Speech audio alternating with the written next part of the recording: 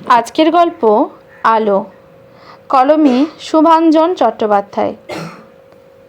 শ্যামচরণবাবুর অনেক টাকা। ছেলের বিয়েতে রাজি হয়ে গেলেন মেয়ের কুষ্ঠির বিচার না করেই। শ্যামচরণের বাবা ছিলেন সাত্ত্বিক ব্রাহ্মণ, ঠিকুজি কুষ্টি বিচারের শিরোমণি। মাছ মাংস ত্রিসীমানায় ঢুকতে পারত না গোসাইকার বাড়ির। শ্যামচরণের আমলে আর সেসব বাধা নেই। তিনি মনে করেন টাকার জোর থাকলে ঠিকুজি কুষ্ঠির দোষও ধুয়ে মুছে যায়।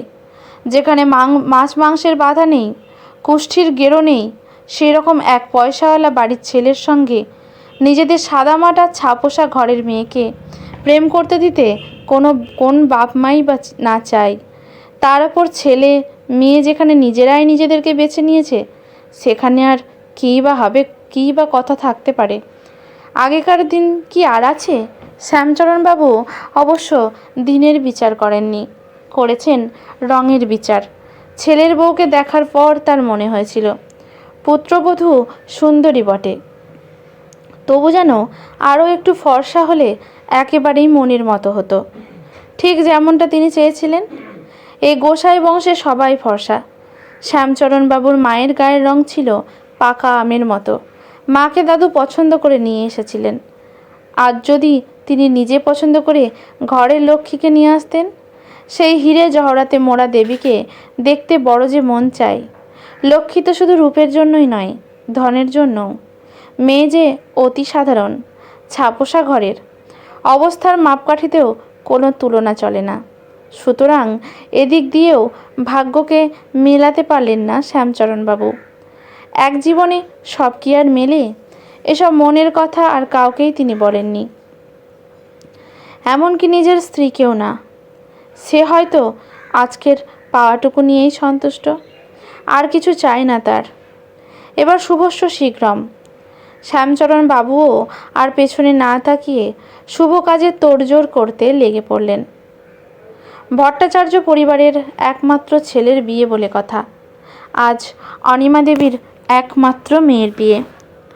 বড় বংশের ছেলে, টাকা পয়সাও বিস্তর। গোসাই বাড়ির হলেও মাছ মাংস সব চলে। তার বাপ মরা আদরের মেয়েটা পাতে মাছ ছাড়া খেতে পারে না।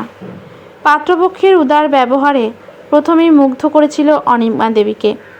পাকা দেখার দিন অনিমা দেবী যেরকম অবাক হয়ে গেছিলেন ছেলের বাড়ি দেখে, ঠিক সেই রকমই দূর থেকে অবাক চোখে তাকিয়ে রইলেন বিয়ের প্যান্ডেলটার দিকে। প্রকাণ্ড মাঠটার এক কোণে একটা ছোট্ট প্যান্ডেল। কে একটা পাশ থেকে বলে উঠল, এ আবার কি? কোণে বসবে কোথায়? আমরাই বা বসবো কোথায়? লোকজন খাবে সে জায়গায় বা? কিছুই বুঝে উঠতে পারলেন না অনিমা দেবী, অথবা তার মাথায় ঢুকল না। প্যান্ডেলের এদিক ওদিক টিমটিম করছে কয়েকটা আলো। আলো তো নয়, যেন বাতি। দূর থেকে সানাইয়ের সুর ভেসে আসছে, হালকা গভীর। বাকি মাঠটা আঁধারে ঘেরা। কোথায় গেল সব ঠাটপাট?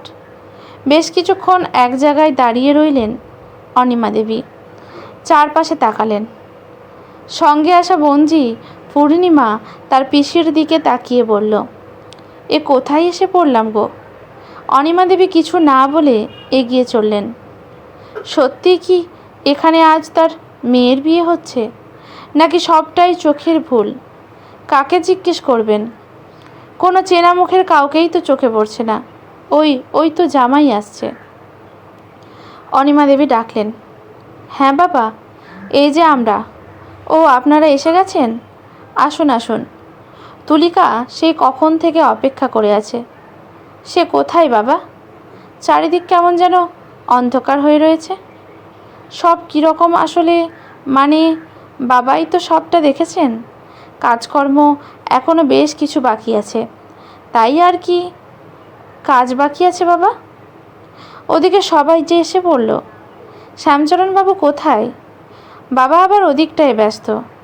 আচ্ছা, আমি বরং একটু গিয়ে দেখে আসি। বাবা, ও বাবা। অনিমা দেবীর কথা শেষ হয় না। কাচুমাচু মুখখানা আড়ালে সরে যায় নিমেষে। পূর্ণিমা বলল, জামাইবাবুর মুখটা দেখেছো পিসি? লজ্জায় সংকোচে কিছুই তো বুঝতে পারছি না। এই সংকোচ ঠিক কিসের? অনিমা দেবী যেন আন্দাজে হলেও বেশ খানিকটা অনুধাবন করতে পারছিলেন। এ বিয়েতে অনিমা দেবী রাজি হয়েছিলেন মূলত মেয়ের ভবিষ্যতের কথা ভেবে। কিন্তু তার ভাবা উচিত ছিল, যে ছেলে বাবার পাশে বসে পৈতৃক ব্যবসা দেখাশোনা করে, সেই ছেলের ভবিষ্যৎ যত উজ্জ্বলই হোক না কেন, তার আলো বর্তমান জীবনে তেমন একটা নাও পড়তে পারে। বরং না পড়াটাই বর্তমান জীবনে দাঁড়িয়ে আজকের এই ঝাপসা অন্ধকার বিয়েবাড়িটার চেয়ে বড় সত্যি একজন মা হিসেবে তার জীবনে কী বা হতে পারে। তবে কি ছেলে হয়ে বাবার ওপর অন্ধ নির্ভরশীলতাই কাল হলো, নাকি এর পেছনে আরও অন্য কিছু? দুর্ভাবনাগ্রস্ত অনিমা দেবী এগিয়ে গেলেন। কোথায় এগোচ্ছেন, কত দূর চলেছেন, হয়তো তিনি নিজেও জানেন না। পেছনে পড়ে থাকে কনেযাত্রীর দল। ঝলমলে শাড়ি, তত্ত্ব, সমালোচনা, গুঞ্জন, ফিসফিস শব্দ। চলতে চলতে আবছায়ের ভেতর থেকে কে যেন এসে দাঁড়ায় হঠাৎ করে সামনে। এই দিদি। অনিমা দেবী ফিরে তাকান। নির্বাক মুখটা স্তব্ধ হয়ে যায় সহসা। জ্যাঠতুতো বোন সন্ধ্যা হাসছে সেই আগের মতো। গায়ে নতুন গন্ধ। এলাম, এসে পড়লাম, না এসে থাকতে পারি বল? অন্ধকারেও কি অদ্ভুত উজ্জ্বল হয়ে উঠছে সন্ধ্যার মুখটা। কতকাল করে অনিমা দেবী দেখছেন বোনকে। জেঠুর অমতে বিয়ে করে সেই যে দূরে চলে গেল। তারপর বছর 3 আগে জেঠিমার অসুখের সময় শেষবার দেখা হলো সন্ধ্যার সঙ্গে। ধূমকেতুর মতো এলো, চলেও গেল। তারপর সব কীরকম গুলিয়ে যাচ্ছিল অনিমা দেবীর। কেমন আছিস সন্ধ্যা? ভালো রে, ভালো, খুব ভালো। তোরা এখানে দাঁড়িয়ে? ভেতরে চল, আমি বরং আগে গিয়ে তুলিকাকে দেখে আসি। কোণে সাজে আমাদের মেয়েটা, কতদিন দেখিনি। সন্ধ্যা চলে যাচ্ছে, ক্রমশ এগিয়ে যাচ্ছে প্যান্ডেলের দিকে খানিক দ্রুত পায়ে। ও পিসি, সন্ধ্যা দিদিকে কি নেমন্তন্ন করা হয়েছিল? পূর্ণিমা চেয়ে রয়েছে তার পিসির মুখের দিকে।